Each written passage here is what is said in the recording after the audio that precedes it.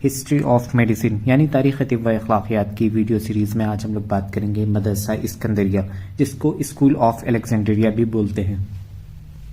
ہم لوگ بات کریں گے مدرسہ اسکندریہ یعنی اسکول آف الیگزینڈریا۔ اس کا سب سے پہلے ہم لوگ تعارف دیکھیں گے یعنی انٹروڈکشن۔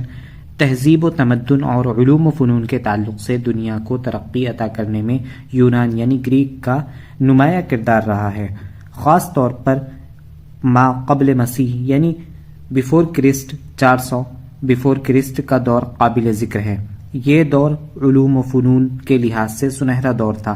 اسی دوران سکندر اعظم یعنی دی گریٹ الیگزینڈر نے بحر ابیض کے متوسط کنارے پر ایک شہر آباد کیا جس کو اپنے نام سے منسوب کیا، یعنی دی الیگزینڈر گریٹ نے یعنی سکندر اعظم نے بحر ابیض کے متوسط کے کنارے ایک شہر آباد کیا جس کو اپنے نام سے منسوب کیا، اپنے نام سے اس کو ریلیٹ کیا اور اس کا نام رکھا اسکندریہ۔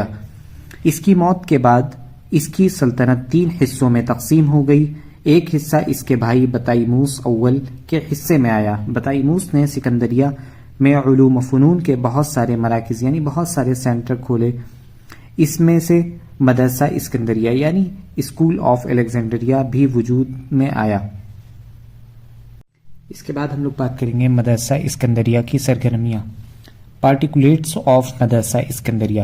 مدرسہ اسکندریہ کو اگر آج کسی بڑی یونیورسٹی سے تعبیر کیا جائے تو غلط نہ ہوگا، یعنی مدرسہ اسکندریہ اسکول آف الیگزینڈریا کو اگر آج کسی بڑی یونیورسٹی سے ریلیٹ کیا جائے تو غلط نہیں ہوگا، اسی لیے کہ جو چیزیں ایک یونیورسٹی کے لیے ضروری تھیں وہ ساری کی ساری چیزیں مدرسہ اسکندریہ میں پائی جاتی ہیں۔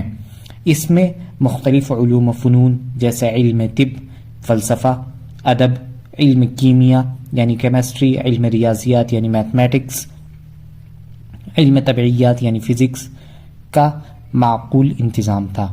ہر علم و فن کے لیے ایک الگ الگ شعبے، ایک الگ الگ ڈپارٹمنٹ ہر سبجیکٹ اور ہر ٹاپک کے لیے بنائے گئے تھے، اور ہر شعبے میں کتب خانہ یعنی ہر ڈپارٹمنٹ کا ایک الگ اپنی لائبریری، مطالعے کے لیے کمرہ یعنی ریڈنگ ہال، تجربہ گاہ یعنی research centre, class room, theatre اور میوزیم بھی موجود تھے۔ ماحول کو پرفضا رکھنے کے لیے عمارتوں کے درمیان باغات اور پانی کے جھرنے بھی موجود تھے۔ تعلیمی معیار انتہائی اعلیٰ تھا، ہر فن کے ماہر اور باصلاحیت اساتذہ موجود تھے۔ خلاصہ کلام یہ ہے کہ مدرسہ اسکندریہ اپنے دور میں علم و دانش کا مرکز تھا، یعنی علم و دانش کا سینٹر تھا۔ لوگ دور دراز کے مقامات سے علم حاصل کرنے کے لیے اس کا رخ کرتے تھے، یعنی لوگ بہت دور دور سے علم حاصل کرنے کے لیے یہاں آتے تھے اور علم حاصل کرتے تھے۔ اس کے بعد ہم لوگ بات کریں گے مدرسہ اسکندریہ کی طبی خدمات، میڈیکل سروسز آف مدرسہ الیگزینڈریا۔ مدرسہ اسکندریہ کا شعبہ طب کافی مشہور تھا، یعنی مدرسہ اسکندریہ کا جو ڈپارٹمنٹ آف میڈیسن تھا وہ کافی مشہور تھا۔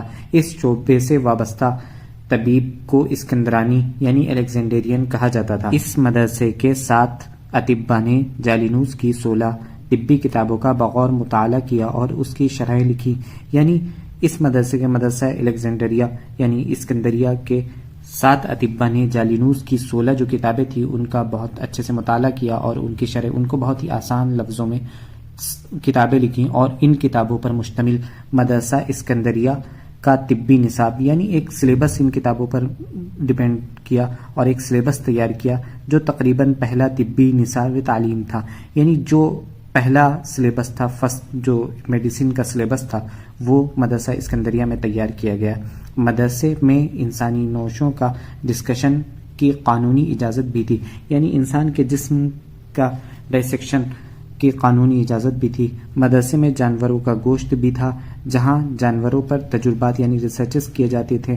اسی مدرسے کی تعلیم یافتہ 2 اطباء اپنے علم و فن کی وجہ سے دنیا بھر میں مشہور ہوئے۔ ان میں سے ایک ہیروفیلوس جو بابائے تشریح یعنی فادر آف ایناٹومی کے نام سے مشہور ہوا، اور دوسرا ایراسطراتوس جو منافع الاعضاء کے بانی یعنی فاؤنڈر آف فزیولوجی کے نام سے مشہور ہوا۔ مدرسہ اسکندریہ کا تعلیمی نظام. ایجوکیشن سسٹم آف مدرسہ اسکندریہ. مدرسہ اسکندریہ میں باضابطہ طور پر علم طب کی تعلیم ہوا کرتی تھی.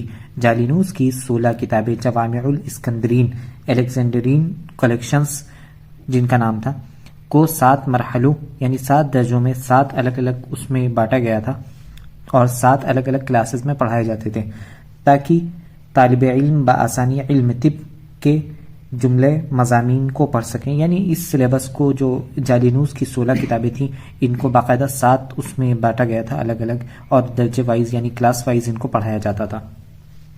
پہلا مرحلہ علم طب کے مبادیات یعنی اس میں علم طب کی بنیاد کے بارے میں بتایا جاتا تھا. دوسرا مرحلہ علم طب کے بنیادی نظریات جو بنیادی بیسک کانسیپٹ تھے اس میں دوسرے مرحلے میں یہ بتائے جاتے تھے. تیسرا مرحلہ امراض کے تعلق سے یعنی جو ڈیزیزز ہوتی ہیں ان کے تعلق سے بتایا جاتا تھا. چوتھا مرحلہ اعضائے باطنہ کے امراض کے تعلق سے یعنی اعضائے باطنہ جو انٹرنل آرگنز ہیں ان کے جو مرض ہیں ان کی ڈیزیز ہیں اس کے تعلق سے بتایا جاتا تھا. پانچواں مرحلہ بخار اور بحران کے بارے میں بتایا جاتا تھا یعنی فیور وغیرہ کے بارے میں اس میں بتایا جاتا تھا. چھٹا اور ساتواں مرحلہ دیگر اشیاء یعنی دوسری جو چیزیں تھیں ان کے بارے میں اس میں بتایا جاتا تھا. شکریہ.